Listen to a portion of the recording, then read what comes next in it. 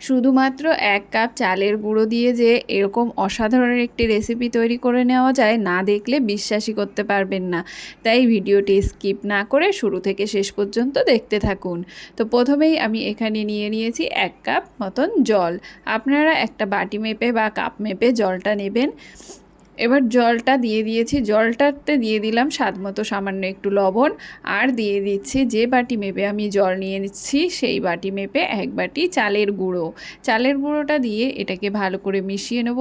আর হ্যাঁ, চালের গুঁড়োটা যখন দেব তখন কিন্তু গ্যাসের আঁচ একদম লোতে রাখতে হবে, না হলে কিন্তু জলটা খুব তাড়াতাড়ি টেনে যাবে আর চালের গুঁড়োটা কিন্তু ভালোভাবে সিদ্ধ হবে না। তো এবার ভালো করে আমি চালের গুঁড়োটাকে মিশিয়ে নেব। এই দেখুন বন্ধুরা, এইভাবে সুন্দর করে চালের গুঁড়োটাকে মিশিয়ে নিতে হবে। আর দেখে এখানে হয়তো ঝুড়ো ঝুড়ো মনে হচ্ছে, কিন্তু আপনারা ভয় পাবেন না, এটা কিন্তু মাখলে সুন্দর একটা ডো তৈরি হয়ে যাবে। তো এবার এটাকে আমি ঢাকা দিয়ে রেখে দেব 10 মিনিটের জন্য। 10 মিনিট ঢাকা দিয়ে রেখে দিয়ে আমি এটাকে একটা প্লেটে নামিয়ে নিয়েছি। নামিয়ে হালকা একটু ঠান্ডা করে এটাকে এবার মেখে নেব। এই দেখুন বন্ধুরা, এইভাবে এটাকে মাখলে কিন্তু এটা সুন্দরভাবে মাখা হয়ে যাবে। এই দেখুন, এটাকে হালকা একটু গরম থাকতেই কিন্তু মাখতে হবে, একদম ঠান্ডা হয়ে গেলে কিন্তু হবে না।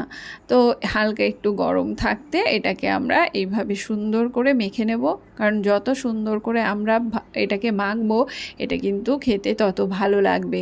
তো দেখুন, এইভাবে সুন্দর করে এটাকে মেখে নিতে হবে।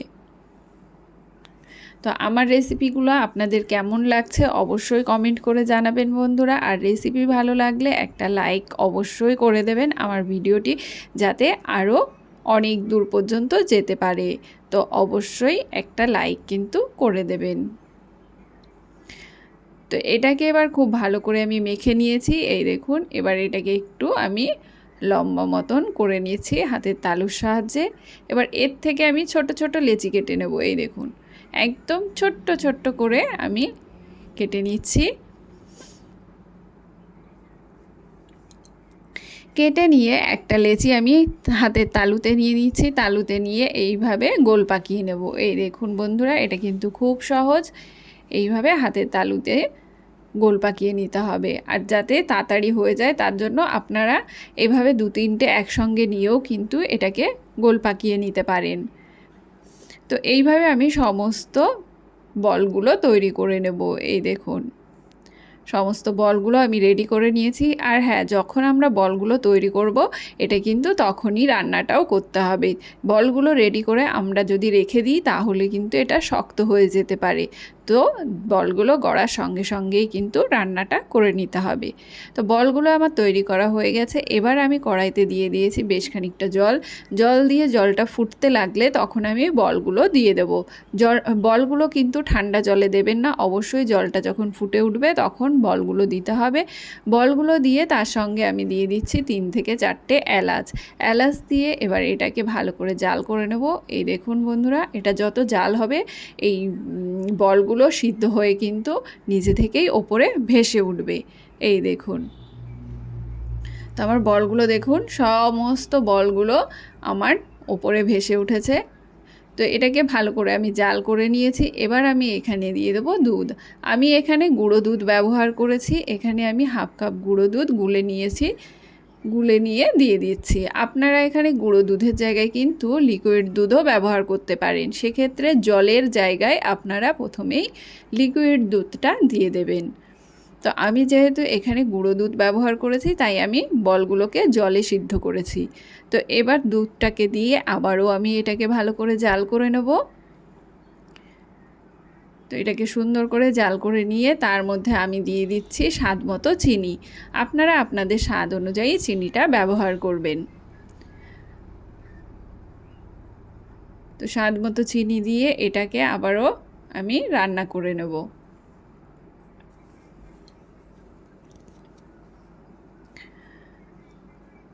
দেখুন, এটাকে চিনি দিয়ে দিয়েছি, দিয়ে এবার আমি এটাকে ভালো করে মিশিয়ে নেব।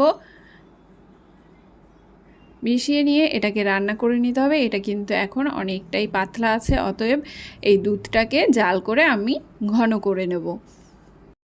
হঠাৎ করে মিষ্টি কিছু খেতে ইচ্ছা করলে এরকমভাবে ঘরে থাকা সামান্য কিছু উপকরণ দিয়েই চটজলদি এইরকম মিষ্টি রেসিপিগুলো কিন্তু আপনারা তৈরি করে খেতে পারেন। এটা কিন্তু খেতে খুব ভালো লাগে। তো অবশ্যই বাড়িতে একবার তৈরি করে খেয়ে দেখুন, আপনাদের কেমন লাগছে সেটা কমেন্ট করে অবশ্যই জানাবেন। তো এইভাবে এটাকে দেখুন জাল করে আমি ঘন করে নিয়েছি।